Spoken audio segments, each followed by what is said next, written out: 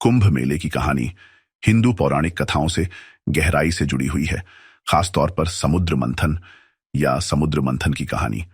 माना जाता है कि यह पौराणिक घटना कुंभ मेले की शुरुआत है। समुद्र मंथन बहुत समय पहले देवताओं, देवों और राक्षसों, असुरों के बीच भयंकर संघर्ष चल रहा था। दोनों पक्ष अमृता के दिव्य अमृत को प्राप्त करना चाहते थे ताकि उन्हें शाश्वत शक्ति प्राप्त हो सके। इसे प्राप्त करने के लिए उन्होंने दूध के विशाल सागर क्षीर सागर को मंथन करने का फैसला किया ताकि अमृत निकल सके। मंदरा पर्वत को मंथन की छड़ी के रूप में इस्तेमाल किया गया था और नाग वासुकी को मंथन की रस्सी के रूप में इस्तेमाल किया गया था। हालांकि मंथन की प्रक्रिया बेहद कठिन थी और इस ब्रह्मांडीय घटना के दौरान समुद्र से कई चीजें निकली। उनमें से कीमती रत्न, दिव्य प्राणी और अमृत का एक बर्तन कुंभ था, जो सभी खजानों में सबसे अधिक प्रतिष्ठित है। लेकिन जैसे ही अमृत सतह पर आया, देवताओं और राक्षसों के बीच इस बात को लेकर भयंकर युद्ध छिड़ गया कि इसे कौन पिएगा। राक्षसों को अमृत पीने और अमृता प्राप्त करने से रोकने के लिए भगवान विष्णु ने सुंदर मोहिनी का रूप धारण करके उनका ध्यान भटका दिया। इसके बाद मची अफरा तफरी में देवता अमृत पीने में कामयाब हो गए।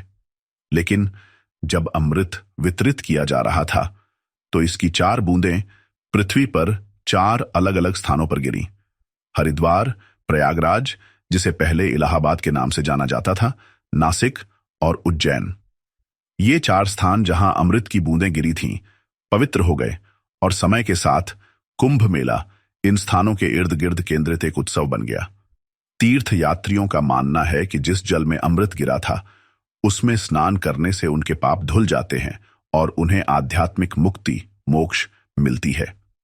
कुंभ मेला केवल पवित्र नदियों में स्नान करने का अनुष्ठान नहीं है, बल्कि आस्था, एकता और आध्यात्मिक नवीनीकरण का एक बड़ा उत्सव भी है। हर 12 साल में लाखों भक्त उन 4 स्थानों पर इकट्ठा होते हैं जहां अमृत गिरा था। मेले में पवित्र स्नान, प्रार्थना समारोह और धार्मिक प्रवचन सहित कई धार्मिक गतिविधियां होती हैं। यह तपस्वियों, संतों और भक्तों के भव्य जुलूसों द्वारा भी चिह्नित किया जाता है, जिसमें प्रत्येक समूह अपनी परंपराओं का पालन करता है। मेले के दौरान सबसे महत्वपूर्ण घटना शाही स्नान है, जिसमें सबसे सम्मानित संत और पवित्र पुरुष पवित्र जल में डुबकी लगाते हैं। इसके बाद हजारों भक्त आते हैं जो आध्यात्मिक रूप से खुद को शुद्ध करने के लिए भी आते हैं।